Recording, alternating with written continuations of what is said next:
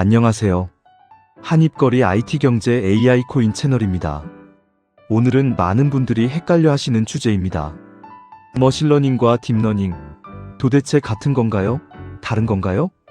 뉴스에서 AI 얘기가 나올 때 머신러닝, 딥러닝이라는 단어가 자주 등장하는데 정확히 어떤 차이가 있는지 아는 분은 많지 않습니다. 오늘 이 영상 하나로 완전히 정리해드리겠습니다. 오늘도 세 파트로 진행합니다. 첫 번째는 전문적인 개념, 두 번째는 등장 역사와 창시자, 세 번째는 아주 쉬운 예시입니다. 파트 1. 전문적인 개념입니다. 먼저 큰 그림부터 그려드릴게요. AI, 즉 Artificial Intelligence, 인공지능이 가장 큰 개념입니다. 그 안에 ML, 즉 머신러닝이 있습니다. 그리고 머신러닝 안에 DL, 즉 딥러닝이 있습니다. 쉽게 말하면 딥러닝은 머신러닝의 한 종류입니다. 머신러닝은 딥러닝을 포함한 더 넓은 개념입니다. 그렇다면 머신러닝이란 정확히 무엇일까요? ML 머신러닝이란 컴퓨터가 명시적으로 프로그래밍 되지 않아도 데이터로부터 스스로 학습하여 성능을 향상시키는 기술입니다. 1959년 와서 세뮤얼이 처음 정의한 개념입니다. 머신러닝에는 크게 세 가지 학습 방식이 있습니다. 첫 번째는 슈퍼바이즈드 러닝, 지도학습입니다. 정답이 있는 데이터로 학습하는 방식입니다. 예를 들어 고양이 사진 100만 장에 이것은 고양이다 라는 정답 라벨을 붙여서 학습시키는 것입니다. 두 번째는 언슈퍼바이즈드 러닝, 비지도 학습입니다. 정답 없이 데이터의 패턴을 스스로 찾는 방식입니다. 예를 들어 고객들의 구매 패턴을 분석해서 비슷한 그룹끼리 자동으로 묶는 것입니다. 세 번째는 리인포스먼트 러닝, 강화학습입니다. 보상과 벌칙을 통해 스스로 최적의 행동을 찾는 방식입니다. 게임에서 점수를 높이기 위해 수백만 번 스스로 시도하며 전략을 익히는 것입니다. 알파고가 바로 이 방식을 사용했습니다. 그렇다면 딥러닝은 뭘까요? DL, 딥러닝이란 인간 뇌의 신경망 구조를 모방한 ANN, 즉 아터피셜 뉴럴 네트워크, 인공신경망을 여러 층으로 쌓아서 학습하는 기술입니다. 딥러닝의 핵심 구조를 이해하려면 뉴런이라는 개념을 알아야 합니다. 인간의 뇌에는 약 860억 개의 신경세포, 즉 뉴런이 있습니다. 뉴런들은 서로 연결되어 신호를 주고받습니다. 딥러닝은 이 구조를 컴퓨터로 흉내낸 것입니다. 딥러닝 신경망은 세 부분으로 구성됩니다. 첫 번째는 인풋 레이어, 입력층입니다. 데이터가 들어오는 곳입니다. 두 번째는 히던 레이어, 은닉층입니다. 데이터를 분석하고 특징을 추출하는 곳입니다. 층이 많을수록 딥, 즉 깊다고 표현하며 이것이 딥러닝이라는 이름의 유래입니다. 세 번째는 아우트풋 레이어, 출력층입니다. 최종 결과를 내보내는 곳입니다. 그렇다면 머신러닝과 딥러닝의 결정적인 차이는 무엇일까요? 머신러닝은 사람이 특징을 직접 알려줘야 합니다. 예를 들어 고양이를 구별하려면 귀가 뾰족하다, 눈이 둥글다, 수염이 있다 같은 특징을 사람이 먼저 입력해야 합니다. 딥러닝은 특징을 스스로 찾습니다. 고양이 사진 수백만 장을 보여주면 어떤 특징이 중요한지 AI가 스스로 학습합니다. 사람이 알려주지 않아도 됩니다. 이것이 딥러닝이 이미지 인식, 음성 인식, 언어 처리 분야에서 압도적인 성능을 내는 이유입니다. 딥러닝의 주요 구조들도 간단히 소개해 드릴게요. CNN, 즉 CONVOLUTIONAL 뉴럴 네트워크, 합성곱 신경망은 이미지 인식에 특화된 구조입니다. 사진 속 물체를 인식하거나 의료 영상에서 암을 찾아내는 데 사용됩니다. RNN, 즉 리커런트 뉴럴 네트워크, 순환신경망은 순서가 있는 데이터 처리에 특화된 구조입니다. 번역, 음성 인식, 주가 예측에 활용됩니다. 트랜스포머는 현재 가장 혁신적인 구조입니다. 챗GPT, 클로드, 제미나이 같은 LLM, 즉 라지 랭거지 마덜, 대규모 언어 모델이 모두 이 구조를 기반으로 합니다.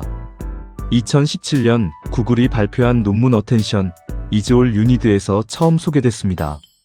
파트 2. 등장 역사와 창시자입니다.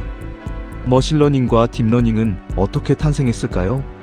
1943년 워런 맥컬록과 월터 피츠가 인공신경망의 최초 수학적 모델을 발표합니다. 인간의 뇌신경망을 수학적으로 표현할 수 있다는 개념이 처음 나온 것입니다. 1957년 프랭크 로젠블렛이 PERC-PTRON 퍼세트론을 발명합니다. 퍼세트론은 인공신경망의 가장 기본 단위입니다. 입력을 받아 0 또는 1로 출력하는 단순한 구조였지만 인공신경망 역사의 출발점이 됐습니다. 1959년 IBM에 와서 세뮤얼이 머신러닝이라는 용어를 처음 사용합니다. 그는 체커 게임을 스스로 학습하는 프로그램을 만들었는데 이것이 역사상 첫 번째 머신러닝 프로그램으로 기록됩니다. 1969년 마빈 민스키와 시무어, 페퍼트가 퍼세트론의 한계를 수학적으로 증명하는 책을 발표합니다. 이 책 때문에 인공신경망 연구가 거의 멈추게 됩니다. 첫 번째 AI 겨울이 시작된 것입니다. 1986년 제프리 힌튼, 데이비드 루멜하트, 로널드 윌리엄스가 BACKPROPAGATION 역전파 알고리즘을 발표합니다. 역전파란 신경망이 오답을 냈을 때 오류를 뒤로 전달해서 스스로 교정하는 방법입니다. 이 알고리즘 덕분에 여러 층의 신경망을 학습시킬 수 있게 됐습니다.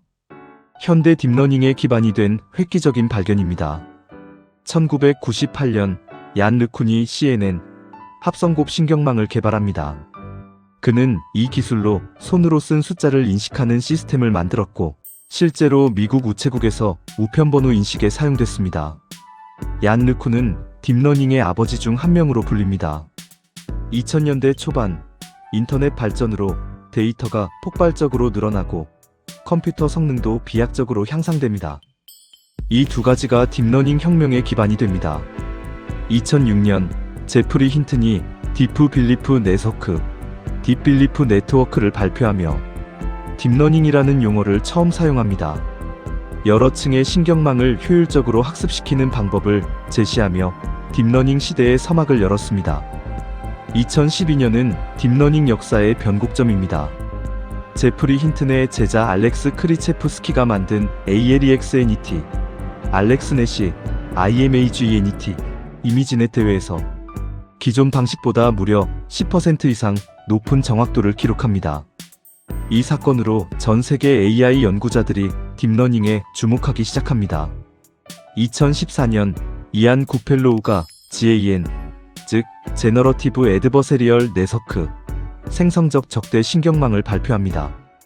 GAN은 두 개의 신경망이 서로 경쟁하며 학습하는 방식으로 현재의 AI 이미지 생성 기술의 기반이 됐습니다. 2017년 구글 연구팀이 트랜스포머 구조를 담은 논문 Attention is all you need를 발표합니다. 이 논문은 AI 역사상 가장 중요한 논문 중 하나로 평가받습니다.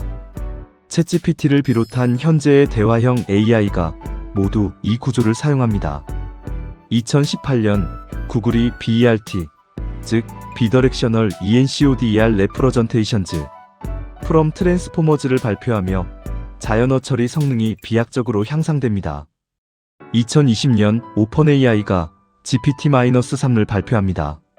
1750억 개의 파라미터를 가진 거대 언어 모델로 사람이 쓴 것과 구별하기 어려운 글을 생성할 수 있었습니다. 그리고 2022년 11월 챗GPT가 출시되며 딥러닝과 머신러닝 기술이 드디어 일반인의 손에 들어오게 됩니다.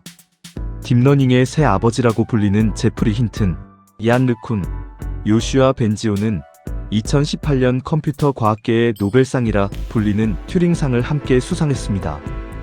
그리고 제프리 힌튼은 2024년 노벨 물리학상까지 수상하며 딥러닝의 역사적 중요성이 다시 한번 확인됐습니다. 파트 3. 아주 쉬운 예시로 설명입니다. 자, 이제 어려운 이야기는 끝났습니다. 일상 속 예시로 쉽게 정리해 드릴게요. 예시 하나. 과일 가게 직원으로 이야기입니다. 머신러닝은 이렇게 생각하세요. 과일 가게 사장님이 직원에게 이렇게 알려줍니다. 사과는 빨갛고 둥글어. 바나나는 노랗고 길쭉해. 포도는 보라색이고 작은 알이 모여있어. 이렇게 특징을 사람이 직접 알려줍니다. 직원은 그 특징을 바탕으로 과일을 구별합니다. 이것이 머신러닝의 방식입니다. 딥러닝은 다릅니다. 직원에게 아무 설명 없이 과일 100만 개를 직접 보여줍니다. 그러면 직원이 스스로 특징을 찾아냅니다. 색깔, 모양, 크기, 질감까지. 이 직원이 딥러닝입니다. 예시 둘. 이메일 스팸 필터입니다. 머신러닝 방식 스팸 필터는 이렇게 작동합니다. 개발자가 스팸의 특징을 직접 입력합니다. 대출이라는 단어가 있으면 스팸, 무료 클릭이라는 단어가 있으면 스팸. 이런 식으로 규칙을 사람이 만들어줍니다. 딥러닝 방식 스팸 필터는 다릅니다.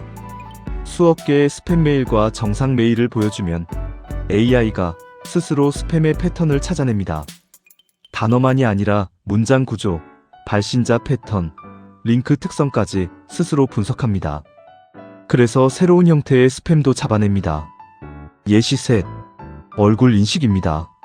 스마트폰 잠금 해제할 때 얼굴 인식 쓰시죠? 이것이 딥러닝입니다. 머신러닝으로 얼굴 인식을 한다면 이렇게 해야 합니다. 눈 사이 거리가 얼마, 코와 입술 사이 거리가 얼마, 이런 특징들을 사람이 일일이 정의해야 합니다. 딥러닝은 수백만 장의 얼굴 사진을 학습해서 스스로 얼굴의 특징을 찾아냅니다. 빛이 달라도 각도가 달라도 안경을 써도 알아봅니다.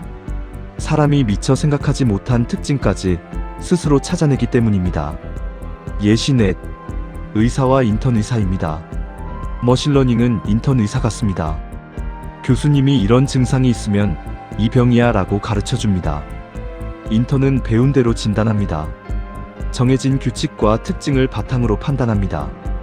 딥러닝은 수천만 건의 환자 기록을 혼자 공부한 의사 같습니다. 누가 알려주지 않아도 패턴을 스스로 찾아냅니다. 의사도 몰랐던 미묘한 패턴까지 발견해서 암을 조기에 발견하거나 희귀 질환을 진단하는 데 활용됩니다. 예시 다섯. 넷플릭스 추천 시스템입니다. 초기 넷플릭스는 머신러닝 방식을 사용했습니다. 액션 영화 좋아하면 액션 영화 추천, 한국 드라마 봤으면 한국 드라마 추천. 비교적 단순한 규칙 기반이었습니다. 지금 넷플릭스는 딥러닝을 사용합니다. 여러분이 영상을 멈추는 지점, 다시 보는 장면, 시청하는 시간대, 검색 기록까지 분석합니다. 단순히 장르가 같은 게 아니라 감성적 톤, 스토리 구조, 연출 방식까지 고려해서 추천합니다. 그래서 내가 좋아할 것 같은 영상을 정말 잘 찾아주는 겁니다. 자, 이제 머신러닝과 딥러닝의 차이가 느껴지시나요? 한 줄로 정리하겠습니다. 머신러닝은 사람이 특징을 알려주고 AI가 학습합니다. 딥러닝은 AI가 특징을 스스로 찾아내며 학습합니다. 딥러닝이 머신러닝보다 무조건 좋은 것은 아닙니다. 딥러닝은 학습하는데 엄청난 양의 데이터와 컴퓨터 성능이 필요합니다.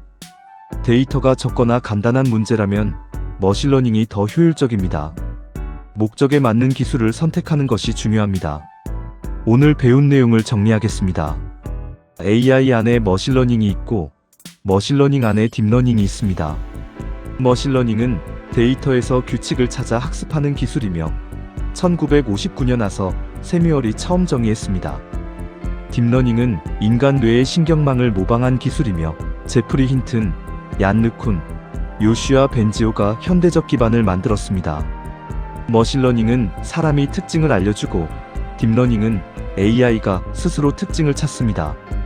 챗GPT, 클로드, 이미지 생성 AI, 얼굴 인식, 번역 앱, 이 모든 것이 딥러닝 기술입니다. 다음 영상에서는 GPT가 무엇인지, 어떻게 작동하는지 깊이 파고들겠습니다. 오늘 영상이 도움이 됐다면 좋아요와 구독 부탁드립니다. 댓글로 궁금한 점 남겨주시면 다음 영상 주제로 반영하겠습니다. 감사합니다.